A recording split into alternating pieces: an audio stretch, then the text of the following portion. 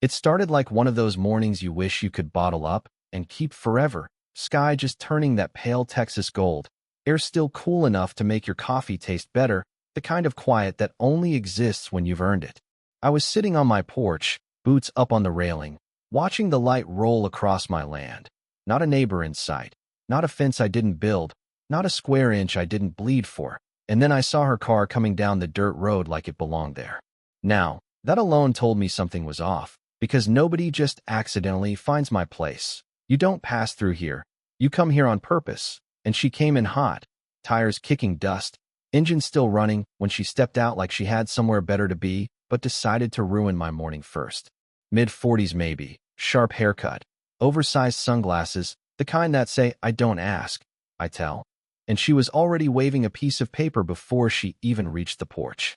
Didn't introduce herself, didn't ask a question, didn't even pretend to be polite, just walked right up like she owned the ground under her heels and said, "You're overdue. $2,500. HOA dues." I remember just staring at her for a second, thinking maybe I missed a joke, maybe there was a camera somewhere, maybe someone dared her to do this, because out here, HOA, that's like charging rent to the wind. I took a slow sip of my coffee, set the mug down real careful, and said, "Ma'am, you lost." And she didn't like that. You could see it in how her jaw tightened just a little, like she wasn't used to people not snapping to attention. She shoved the paper closer to my chest, not handing it to me, more like trying to make it official by force, and said, "This land falls under Cedar Ridge Estates' HOA jurisdiction. You've ignored multiple notices. Pay today or we escalate." Cedar Ridge Estates. I actually laughed out loud at that, couldn't help it, and that seemed to hit her harder than anything I could have said. I took the paper, looked at it just long enough to confirm what I already knew. Wrong name, wrong address, wrong everything. And then I tore it clean in half, slow enough for her to watch it happen, and let the pieces fall right there between us. "This," I said, pointing at the ground, "is private land. Has been for 3 generations. Your HOA doesn't reach out here." Now that's when her expression changed, not confusion, not embarrassment. No, she doubled down, like reality itself was optional if she said the words confidently enough. She tilted her head, gave me that tight little smile, and said, "Everyone pays eventually." And there it was, not a misunderstanding, not a mistake. This was about control. Some people don't need to own something to act like they do. They just need a clipboard and an audience. I told her, "You're not collecting a dime from me," and turned to grab my coffee again, conversation over in my mind, but she didn't leave right away. She stood there a second longer, like she was memorizing the place, like she was filing something away, then said, "I have people who handle non-compliance, real casual," like she was talking about lawn care, not threats. Then she walked back to her car, slow this time, got in, and drove off without another word. And I'll be honest, I've dealt with all kinds over the years, neighbors with boundary issues, folks trying to cut corners, even a guy once who thought my north fence was public access. But something about her stuck with me. It wasn't what she said, it was how sure she was saying it, like she'd done this before and it worked. A week went by, nothing happened, and I almost forgot about it. Figured maybe someone higher up told her she was chasing the wrong target, or maybe she found an easier mark somewhere else. And then that next Saturday morning rolled in, and the quiet broke in a way that doesn't happen by accident. Engines. Multiple. Low and heavy. Not farm trucks. Not locals. I stepped out onto the porch again. Same spot. Same coffee. But a very different feeling in my chest this time. And that's when I saw them. 3 black SUVs coming down my drive like a convoy. No hesitation. No slowing down. Just cutting straight across land that doesn't belong to them. Dust kicked up behind them like a storm rolling in. And before the engines even died, doors were opening. 6 men stepped out, all in dark jackets, boots hitting the ground like they'd rehearsed it, spreading out without saying much. Eyes already scanning my barn, my fence line, my house. And that's when it clicked. This wasn't a visit. This was enforcement, or at least what they thought it was. I set my coffee down real slow again, same as before, but this time I didn't sit back down. I stepped off that porch, grabbed my rifle from by the door, not pointing it, just holding it where it could be seen, and walked out to meet them halfway. "Private property," I called out, voice carrying across the yard, not loud, just firm enough that they knew I meant it. One of them laughed, actually laughed, and another guy, bigger, shaved head, stepped forward a bit and said, HOA business. You should head inside before this turns into something you don't want. Now I don't know what version of this situation he had in his head. Maybe he thought I'd fold. Maybe he thought the uniform of intimidation was enough. But all I heard was someone telling me to leave my own land. And that's not how that works. Not here, not ever. I remember thinking, real clear, no anger, no panic, just a decision forming. These men had already crossed a line before I even spoke again. They just didn't realize it yet. And the worst part? They looked comfortable, like they'd done this before too. Like walking onto someone else's property and taking over was just another Saturday job. That's when I knew. This wasn't about $2,500 anymore. This was about drawing a line and making sure nobody ever tried stepping over it again. Now let me pause right there for a second, because what just happened, that wasn't just some random act of entitlement. That was a pattern, and if you've never dealt with HOAs before, it can catch you off guard real quick. According to standard procedure, a homeowners association only has authority over properties that are legally tied into its jurisdiction, meaning you signed into it when you bought the property, or it's written into the deed. They don't just get to expand their reach because they feel like it. There's paperwork, boundaries, filings, all that boring stuff that actually matters. From a legal perspective, what she tried to do that morning, that's overreach at best, fraud or harassment at worst, especially once it escalates into sending people onto land that isn't governed by them. And those guys pulling up in SUVs? That crosses into trespassing real fast, maybe even intimidation, depending on how it plays out. But here's the part most people miss. This wasn't really about the money. $2,500? That's just the hook. This is a psychological trap. See, people like her operate on assumed authority. They come in confident, loud, and official looking. Because most folks don't want conflict. They second-guess themselves. They think, maybe I missed something, maybe I do owe this. And once you hesitate, they push harder. It's not law, it's pressure. And if you give in once, even a little, you're now on the list of people who comply. That's how it spreads. The lesson here is simple, and I mean real simple.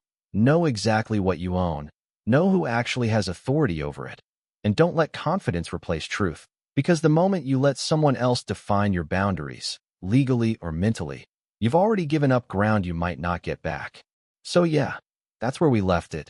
6 guys on my land acting like they had a contract with authority, and me standing there realizing this wasn't going to resolve itself with polite conversation. I shifted my grip on the rifle, still not aiming it, just letting it exist in the space between us, and said it again, slower this time. You're trespassing. Now sometimes, that word alone is enough. It reminds people there are consequences attached to their choices, but not these guys. The shaved head one smirked, glanced back at his crew like he had an audience, and said, "Man, you're making this harder than it needs to be." Then he stepped forward another pace. And that was it. That was the moment the line got crossed in a way you don't uncross. I didn't raise my voice, didn't rush anything. I just tilted the barrel upward and fired a single warning shot into the sky. The crack echoed across the fields, sharp and clean, birds scattering off the fence like the land itself just exhaled, and everything froze for half a second. You could feel it, that shift, the moment when confidence meets reality. But instead of backing off like any reasonable person would, one of them, younger guy, maybe trying to prove something, charged. Metal bat in his hands, boots tearing into the dirt like speed alone was going to solve his problem. That's when instinct takes over. I stepped into him, drove my boot straight into his midsection, felt the air leave his lungs as he folded and dropped hard into the dust. No pause, no celebration, just movement. Another one came in from the side, reaching for my rifle like he thought grabbing it would somehow rewrite the situation. I twisted, brought the buttstock up and across, caught him clean along the jaw, the sound of it dull and final. And he hit the ground before he even knew what happened. And right about then, I heard bare feet slapping dirt behind me. My son, Caleb. Kid had been inside not 2 seconds ago. Now he's out here with a coil of rope in his hands. Eyes locked in, not scared, just focused in that way you can't teach, only pass down. "Dad," he shouted, and I didn't even look back, just said, "Stay sharp." One of the men broke toward the barn, maybe thinking equipment meant leverage, maybe thinking exit. Didn't matter, Caleb moved first. That rope snapped through the air like it had a mind of its own, loop catching the guy around the ankles mid-stride. And down he went face first into gravel, so hard I felt it in my teeth. Two more tried to regroup, coming at me together this time. Smarter, I'll give them that, but still too late. I closed the distance before they could set themselves, tackled one straight to the ground, dirt kicking up around us, while the other caught a shovel across the shoulder courtesy of my son, who apparently decided subtlety wasn't part of today's plan. Within minutes, and I mean minutes, the whole thing unraveled. 6 grown men who showed up like they were enforcing something official now scattered across my yard, groaning, coughing, trying to figure out how things went sideways so fast. And here's the thing about moments like that. It's not chaos, not really. It's clarity. Every move matters. Every hesitation shows. And once the illusion breaks, it breaks completely. One of them, the one who laughed earlier, was scrambling for his phone, hands shaking just enough to betray the confidence he walked in with. I stepped over, picked it up before he could dial, and when I saw the name on the screen, yeah, I already knew. I answered it, held the phone up to my ear, and said, calm as I'd been all morning, "You picked the wrong property." There was a pause on the other end, just long enough to confirm she recognized my voice. Then that same controlled tone, a little tighter now. "You have no idea what you've just done." I looked out over my land, at the men trying to stand and failing, at my son coiling his rope back up like this was just another chore, and I said, "No, I think you do," then hung up.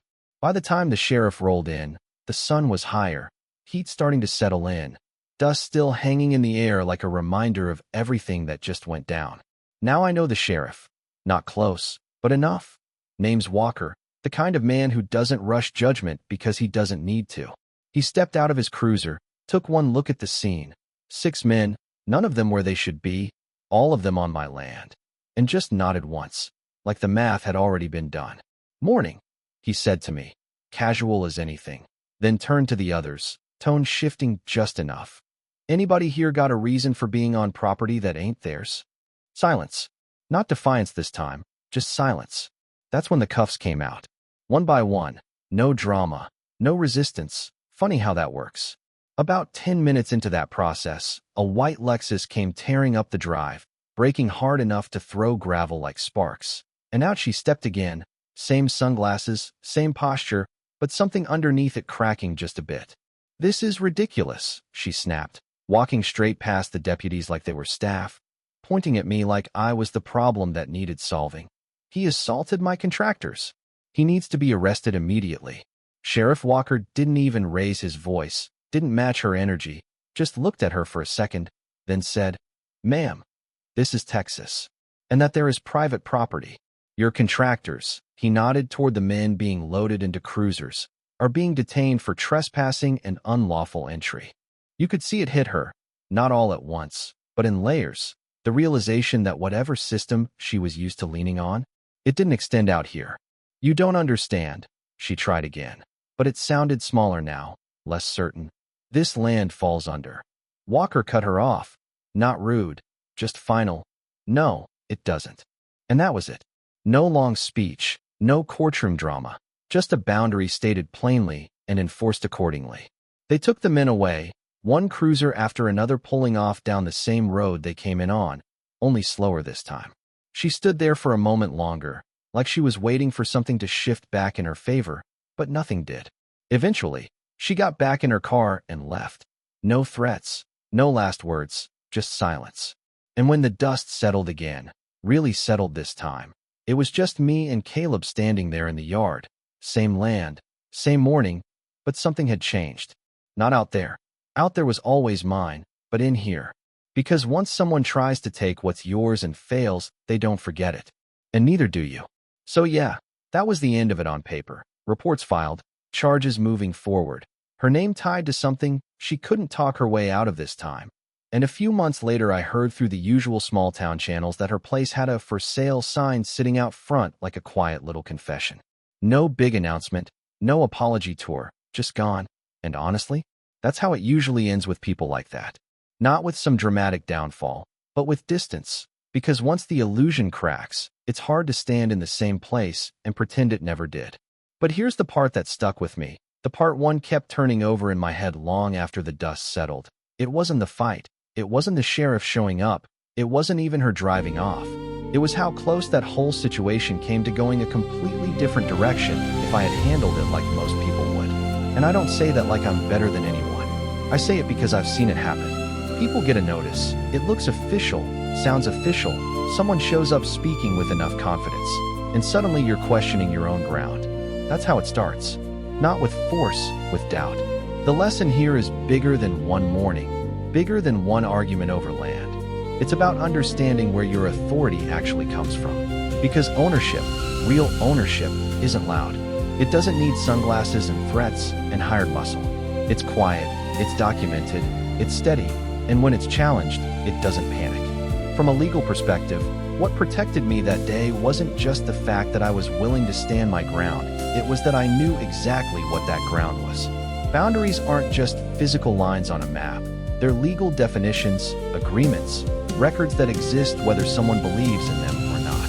And once you understand that, really understand it, you stop reacting to pressure and start responding with clarity. Now on the psychological side of things, this is where it gets interesting. Because what she was doing, that wasn't random. This is a psychological trap that works more often than people like to admit. It's built on three things: confidence, urgency, and assumed authority. You show up like you belong. You make the demand sound time-sensitive, and you act like compliance is the default outcome, and a surprising number of people will fall in line just to avoid conflict. Not because they're weak, because they're human.